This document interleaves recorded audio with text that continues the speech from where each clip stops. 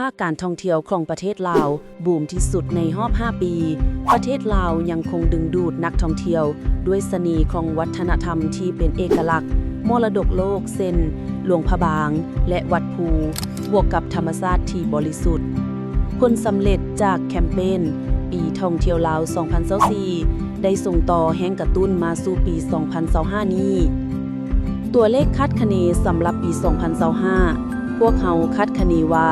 จำนวนนักท่องเที่ยวต่างประเทศที่เดินทางเข้าลาวจะทะลุเป้าหมาย 5 ล้านคนเป็นครั้งทำอิฐนับตั้งแต่ปี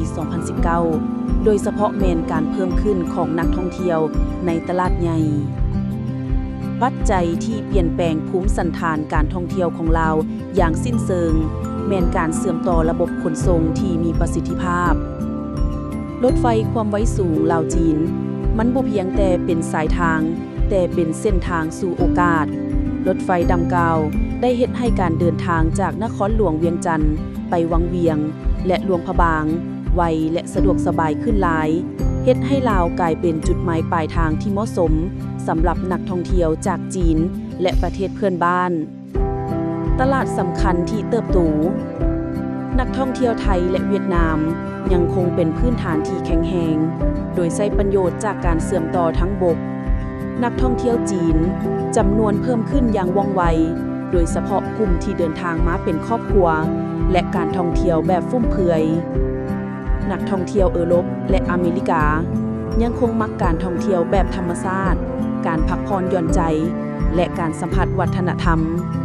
การเพิ่มขึ้นของนักท่องเที่ยวโดยเฉพาะกลุ่มที่มีการใช้จ่ายสูงส่งผลกระทบอย่างมหาศาลต่อเศรษฐกิจของลาว